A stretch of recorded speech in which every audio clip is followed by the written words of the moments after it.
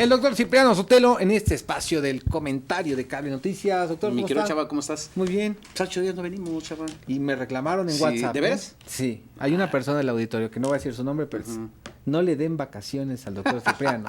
También necesita vacaciones. Hay que descansar también.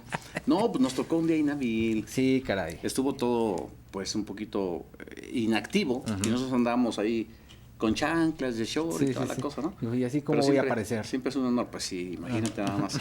Nuestros amigos, siempre con el gustazo de venir a platicar aquí todos los lunes. Con un contexto informativo ampliado sobre lo que vamos conociendo en la agenda local y nacional. Vengadores anónimos que siguen surgiendo en muchas partes, sobre todo allá en el Estado de México, cansados de la inseguridad.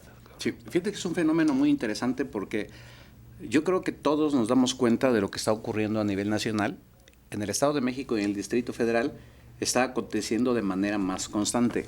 Surgen los famosos vengadores o justicieros sociales y la sociedad parece que se está identificando con ese tipo de gente que bajo un esquema de defensa personal o de la propia familia que suele ir con ellos, ha agredido a quienes aparentemente quieren delinquir y desde luego la sociedad les aplaude. Yo creo que aquí habría varios factores que considerar. Primero, ¿por qué la gente se identifica con quien ataca o asesina a un aparente delincuente? O sea, la gente se suma a que ese tipo de conductas puedan ser reiterativas. Primero, pues desafortunadamente así es la desconfianza que se tiene en la autoridad. ¿Cuántas veces han detenido a quienes pretenden delinquir, se entrega al detenido a la autoridad y después lo sueltan? Entonces la gente está harta. Dicen, ¿para qué lo entregamos a la autoridad si al rato va a andar suelto? Entonces, ha ocurrido que les disparan y casos tenemos muchísimos. Precisamente el día de ayer aconteció otro en Coajimalpa. Sí. La semana pasada otro en el Distrito Federal.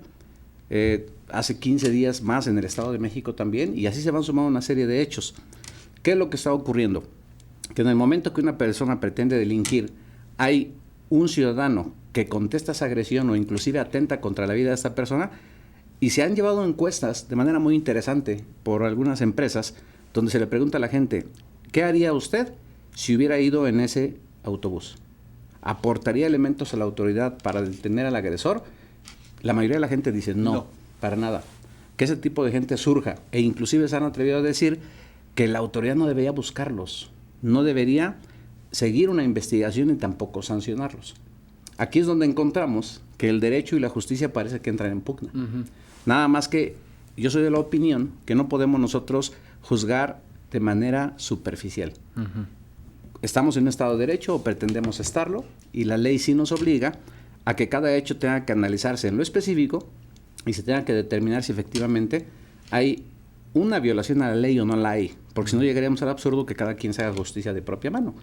Aparentemente, por ejemplo, el caso más famoso es el que se dio en camino al Estado de México, en la madrugada, en un autobús, donde 4 sujetos se suben al camión, asaltan a las personas que iban ahí, y uno de los pasajeros saca un arma de fuego, le dispara a esas 4 personas, algunos de ellos todavía alcanzan a bajar del camión y todavía les dispara por la espalda.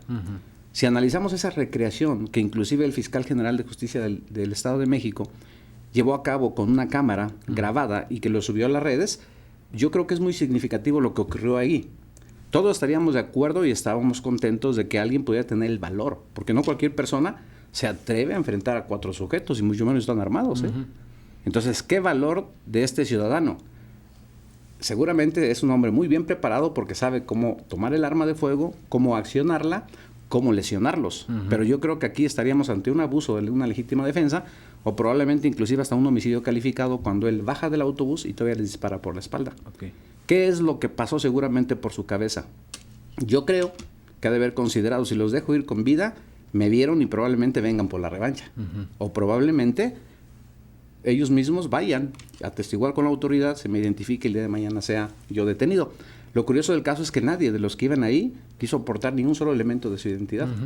Entonces hay especulaciones, se dice que era una persona muy bien preparada porque sabía accionar un arma de fuego, pero también desde luego porque si el autobús iba lleno de gente, nadie se atreve a proporcionar elementos a la autoridad para su detención. Lo que se dice nada más es que una vez que agrede a estas 4 personas, les devuelve a todos los pasajeros lo que momentos antes estos cuates les habían robado. Entonces, fíjate nada más cómo la sociedad se identifica con ese tipo de eventos. Y de ahí se han venido suscitando en todos los estados de la República, pero principalmente en el Estado de México y en el Distrito Federal ha ocurrido de manera constante. Desde luego que esto podría representar influenciable para terceros que bajo esta misma hipótesis pudieran el día de mañana tomar una actitud de esa naturaleza. Pero ¿qué es lo que debemos hacer entonces para recobrar la confianza en la propia autoridad? Yo creo que la propia autoridad debe demostrar que se pueden hacer bien las cosas. No es que no quieran hacer las cosas, más bien yo creo que la falta de capacitación muchas veces de nuestra policía logra que a final de cuentas se obtenga una libertad por parte de los defensores. Y yo escuchaba con mucha atención al señor comisionado de Seguridad Pública del Estado, que decía recientemente, reclamándole al Poder Judicial, es que nosotros con mucho esfuerzo detenemos a los delincuentes y los jueces los sueltan. Ese parecería que es un reclamo justificado. Sin embargo, habría que advertir que los jueces tampoco pueden retener a una persona si ha sido detenida violándole sus derechos fundamentales. Y no es porque eso ocurra en Morelos. Ya vimos un antecedente en la Corte Suprema cuando se detuvo a una persona extranjera, a Florence Cassés, acusada de un delito muy grave como es el secuestro. ¿Y qué dijo la Corte? A final de cuentas, después de que fue condenada a 60 años de prisión por un juzgado federal, que fue ratificada en una apelación y que se le negó un amparo. En revisión de amparo dice la Corte, momento, aquí se le violentó su derecho fundamental de debido proceso, razón por la cual se nulifica todo y que se le deje ir en libertad. Entonces imagínate, si la Corte está dando ese ejemplo de la legalidad, yo creo que el papel fundamental es preparar a nuestros policías para que si van a hacer detenciones, las hagan dentro del marco jurídico y evitar así que un buen defensor el día de mañana pues eche a la calle a quien probablemente cometió un delito. Y no está comprobado que el que aparezcan más vengadores anónimos o justicieros vaya a reducir los niveles de inseguridad. Sí, seguramente el delincuente nunca está pensando que lo van a detener. El delincuente está pensando cometer el hecho delictivo y disfrutar de lo que se obtenga como consecuencia de ese delito y el día de mañana cometer otro. Por eso nosotros hemos criticado mucho, Chava, que cuando los señores legisladores hacen ofertas de campaña y dicen, nosotros vamos a subir las penalidades, es populismo netamente para efectos electorales, porque el hecho de que un delito se sancione con más años de prisión, eso y nada es lo mismo, no inhibe la comisión de delito.